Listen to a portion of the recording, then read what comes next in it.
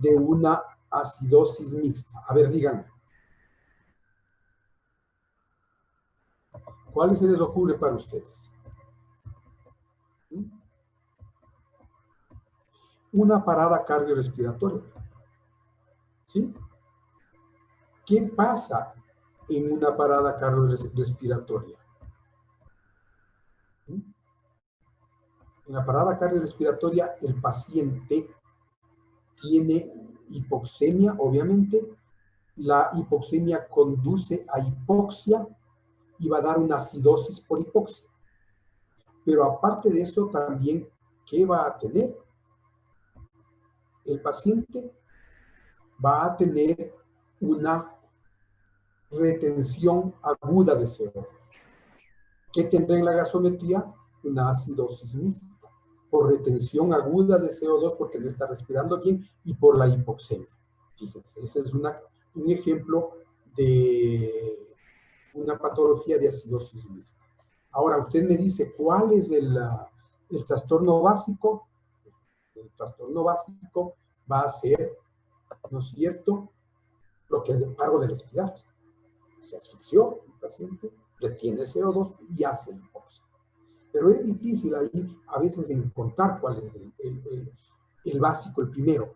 Pero si es mixta, quiere decir que son dos componentes, como en este caso. Retención de CO2 y el problema de acidosis láctica.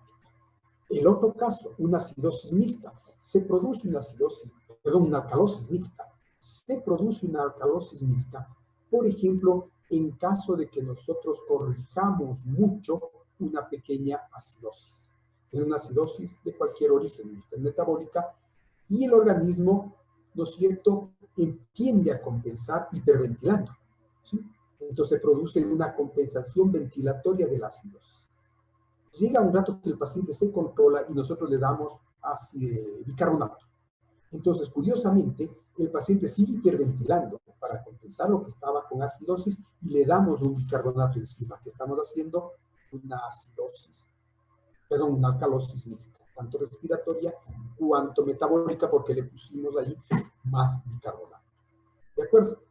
Algo que tenemos que acordarnos es que las acidosis, el pH bajo, tiene una función importante en la fisiología del cuerpo. ¿Cuál es? Desplaza la curva de disociación de la hemoglobina hacia la izquierda. ¿Ya? Acuérdense que la curva de disociación de hemoglobina es esta curva que en la parte superior de la curva está bien saturada y en la parte inferior está poco saturada. Cuando llega a la sangre, la hemoglobina al pulmón, la hemoglobina se satura mucho. Y cuando llega a los tejidos, se desatura. Esa es la característica de la hemoglobina. Cuando nosotros tenemos una acidosis, en general, la curva se desplaza hacia abajo, hacia la derecha. Entonces, se satura menos en sangre arterial, pero libera más oxígeno en la porción venosa. Este es un mecanismo compensatorio. En cambio, que la hemoglobina de la alcalosis es parada, se satura mucho a nivel arterial y se desatura poco a nivel venoso, es decir, cede menos oxígeno. ¿Ya? Eso es muy importante. Por eso es que es un mecanismo compensatorio. Un paciente que tenga hipoxia, que tenga acidosis láctica, necesita más oxígeno. ¿Cómo tiene que estar mi curva de disociación? Desplazada hacia la parte de la derecha de la curva. Y esto hace que liberen más oxígeno a los tejidos para aliviar la hipoxia. Por eso que nosotros no debemos corregir las acidosis con bicarbonato solamente porque veamos un bicarbonato bajo. Tenemos que ver si el pH es menos de 7,20 o el exceso de base es de menos 10 para pensar en una acidosis metabólica, pensar en corregir con bicarbonato. Porque si no puede pasar que nos vamos al otro lado y esto es perjudicial para el paciente. ¿De acuerdo? Hemos ido viendo eso, pero vamos ahora a acercarnos en lo que habíamos visto la última vez. ¿Se acuerdan esto de este gráfico? Nos quedamos ahí y por razones que se nos cortó, nos fuimos a la gasometría. Es parte de la fisiología, de manera que no vamos a insistir mucho en esto. Acuérdense que con la ventilación pulmonar no es más que la frecuencia respiratoria multiplicada por el volumen corriente. ¿Sí? Esto indica que en el alvéolo entra una cantidad de aire y lava el alvéolo. Esto es lo que nosotros llamamos la ventilación.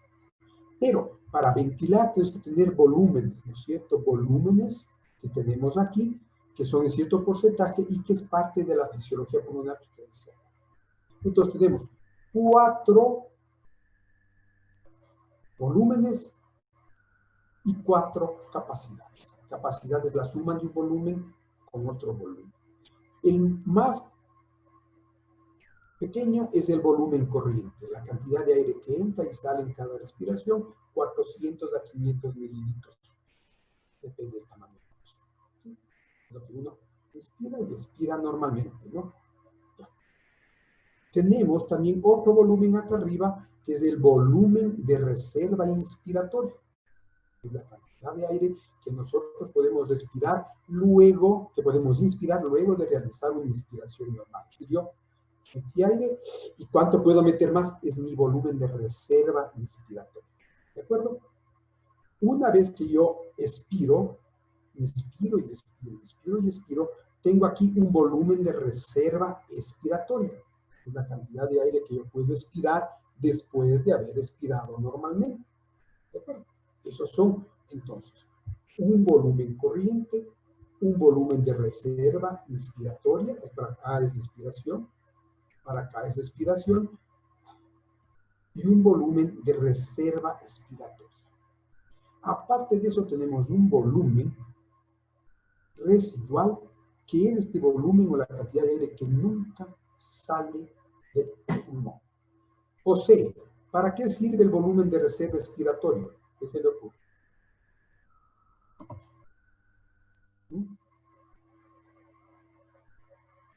¿Para qué sirve? Tal vez para en algún momento compensar una falta de aire. Se refiere, pero más o menos tiene la idea. Si es que yo... Para conservar el volumen o la configuración. Me permite mantener la hematosis al final de la expiración, porque ese es un volumen de aire que queda permanentemente en el pulmón, no le puedo sacar, y en ese volumen de aire puede realizarse el intercambio gaseoso al final de la expiración. Si esto no tuviéramos, imagínense nosotros, en la inspiración oxigenaríamos súper bien y en la expiración nos quedaríamos sin intercambio gaseoso cero. ¿Sí? Y esto no, el organismo dice, tengo que tener una cantidad de aire en el pulmón, que es el volumen residual, para que incluso luego de la expiración yo pueda mantener la hematosis. Por eso es muy importante. Incluso hay técnicas respiratorias, ¿no es cierto? Técnicas respiratorias en ventilación mecánica que me permiten implementar este volumen residual por medio de presiones positivas al final de la expiración. Y han de ver ustedes en algún momento cuando vean algo de respiración asistida, de ventilación mecánica, cómo hay un artilugio que se llama PIP, que es ponerle al sistema de ventilación una presión positiva al final de la expiración. ¿Para qué? Para reclutar más alvéolos, hacer que haya mayor volumen residual y esto mejora la oxigenación, ¿no? Entonces, por eso es importante este valor. Si no, se colapsaría. Si no tuviéramos este volumen de reserva respiratoria, el pulmón entero se colapsaría al final de la respiración, completamente. Y eso no es fisiológicamente aceptable. ¿De acuerdo? Ahora bien, teniendo nosotros 4 volúmenes, 1, 2, 3 y 4, este no lo podemos medir en condiciones normales porque nunca sale normalmente. Y tenemos 4 capacidades, ¿no es cierto? Suma de volúmenes. La primera capacidad es la capacidad inspiratoria, volumen corriente más volumen de reserva inspiratoria. Es una capacidad inspiratoria. Tenemos una capacidad residual funcional, que es el volumen, ¿sí? De aquí, de reserva expiratoria, perdón, el volumen residual, el volumen de reserva expiratoria y el volumen residual es la capacidad funcional residual. ¿Cuánto tengo yo de aire después de respirar normalmente? ¿Sí? 2 capacidades. La tercera capacidad es la capacidad vital, que es la suma del volumen de reserva inspiratorio, del volumen corriente y del volumen de reserva expiratorio. Tres capacidades. Capacidad vital. Y la capacidad pulmonar total me suma todo, ¿no? Volumen de reserva inspiratorio, volumen corriente, volumen residual y volumen de reserva expiratoria. Capacidad pulmonar total, entonces, es la cantidad de aire que tengo en mis pulmones luego de realizar una inspiración completa hasta el final. Si yo mido ese volumen de aire cuando yo estoy inspirando al máximo, eso es mi capacidad pulmonar. Como no podemos medir fácilmente el volumen residual, lo que se hace habitualmente es medir la capacidad vital, ¿sí? Por medio de un aparato que es el espirómetro. Entonces, el espirómetro consiste en hacerle tomar aire a la persona, está respirando normalmente, ¿sí? Normalmente toma aire, respira hacia arriba, toma hasta el final de su capacidad respiratoria máxima y de ahí sopla, sopla, sopla lo más duro, fuerte, fuerte, fuerte, fuerte, fuerte, fuerte, fuerte, hasta llegar a botar todo el aire que puede botar, menos el volumen residual. Eso es capacidad.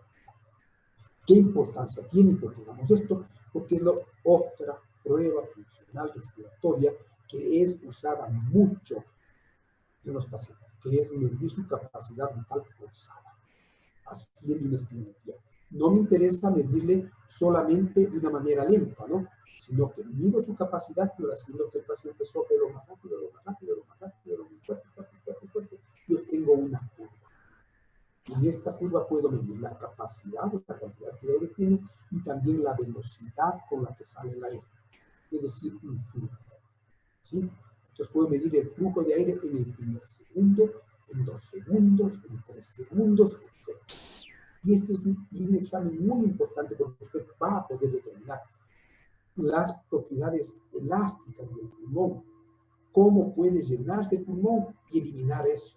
Es importantísimo, mido capacidades, ¿no? Y también puedo medir con qué velocidad sale el aire dependiendo del diámetro de los bronquios. Este es un bronquio, si está cerrado así pequeñito, hay mayor resistencia y el aire sale más lento. Entonces, con espirometría, con estas bases, yo puedo medir si el patrón respiratorio del paciente está pequeñito, por ejemplo, yo llamo restrictivo o no obstructivo, restrictivo. Hay restricción al volumen y cualquier enfermedad del pulmón, cualquiera que ocupe espacio en el parénquima pulmonar, me da una espirometría de tipo restrictivo. En cambio, que una enfermedad que me obstruye la vía aérea me da una espirometría de tipo obstructivo. ¿Sí? También puede haber espirometrías mixtas, ¿no? Que tengan tanto restricciones pequeñitas y obstruidas. También es eso probable. Pero para esto tenemos que acordarnos de esto. Para medir, en cambio, lo que nosotros tenemos, para medir, en cambio, el volumen residual, no podemos hacerle con un espirómetro normal, sino tenemos que utilizar técnicas, por ejemplo, de pletismografía, que es una cosa diferente, o de dilución con helio. No importa, le estoy mencionando nada más. Le damos al paciente a respirar helio en concentraciones determinadas. El helio que respira en cierta concentración se mezcla con el volumen residual y al exhalar sale diluido, ¿no es cierto? Sale menos cantidad de helio en el volumen, porque se diluye con el volumen residual. Entonces hay fórmulas que le permiten calcular de esa manera cuál es el volumen, perdón, la capacidad pulmonar total. ¿Ya?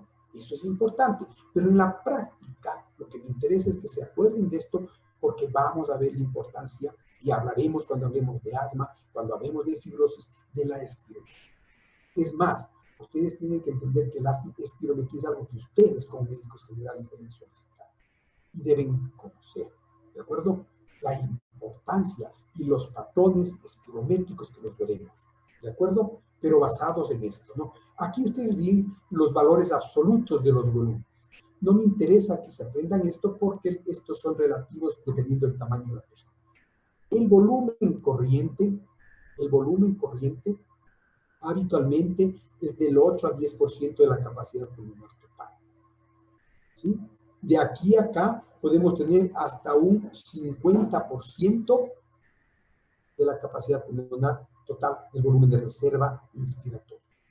El volumen de reserva expiratorio suele ser un 20% aproximadamente, y el volumen residual un 20% de la capacidad pulmonar total, ¿sí me explico? En porcentaje. ¿Sí? Por eso, si mi capacidad pulmonar total fuera de 6 litros, ¿no es cierto? Aproximadamente 6 por 8, 48 sería mi volumen corriente, aproximadamente. ¿Sí?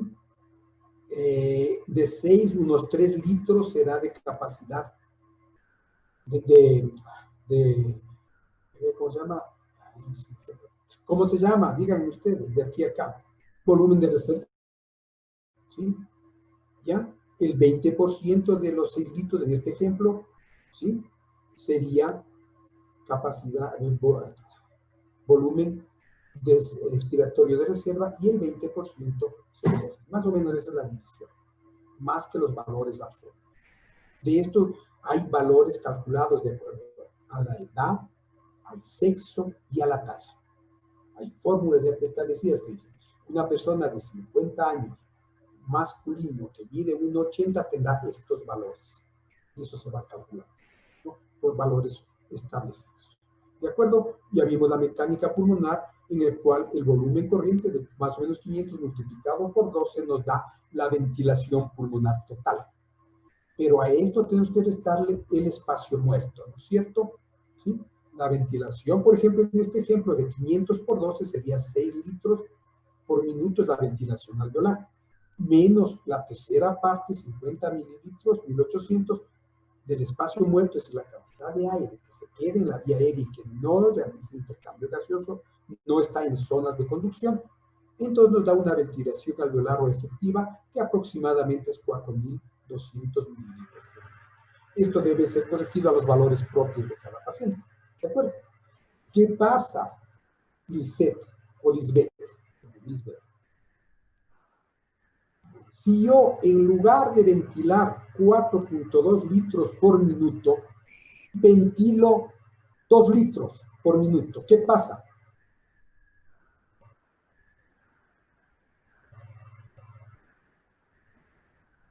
¿Qué pasa? ¿Ah? No pasa nada.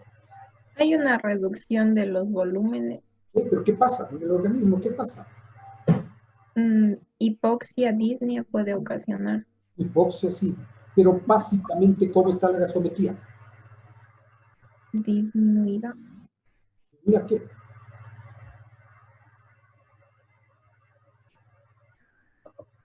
¿Qué estaría disminuida?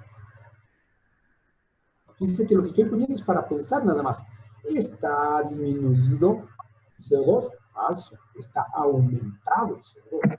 Porque acuérdense Disminuido el oxígeno. la gasometría. La ventilación alveolar efectiva es la que lava el CO2. Esa lava el CO2. ¿Sí? En cambio, que si estaría aumentada, en lugar de ser 4200 sería de 6 litros, ¿cómo estaría el CO2? Disminuido. Entonces, cuando nosotros veamos alteraciones en el CO2 en la gasometría, metámonos en la cabeza que eso es trastorno de la ventilación. Es decir, cuántos litros por minuto está desde el alvéolo enviando hacia afuera el pulmón para lavar. ¿Sí? En cambio, que el oxígeno depende de la relación entre ventilación y perfusión, cuántos alvéolos están bien ventilados y bien perfundidos, y también el espesor de la membrana, que tiene que ver con la difusión. Eso es importante que se meta en la cabeza. Por eso la insuficiencia respiratoria con incremento del CO2 y acidosis respiratoria es una insuficiencia respiratoria total. En cambio, que la hipoxémica es una insuficiencia respiratoria parcial, solo hipoxémica, hasta que el paciente se canse. ¿No es cierto? Hasta que el paciente se canse. Listo. Entonces, es lo que queríamos ver. El intercambio gaseoso. Vamos al intercambio. El intercambio gaseoso tiene que ver con la ventilación para el CO2, indiscutiblemente, pero tiene que ver con la difusión de los gases a través de la membrana alveolo-capilar.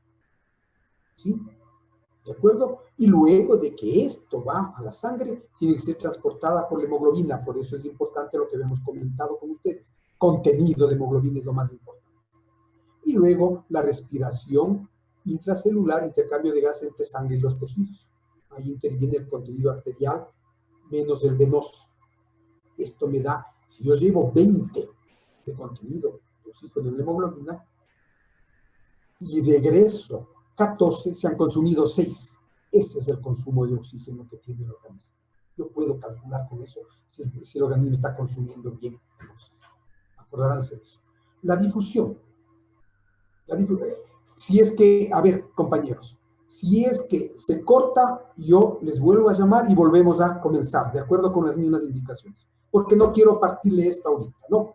¿De acuerdo? Ya. La difusión de los gases, ¿de qué depende? Características del gas. Si el gas es más soluble o no.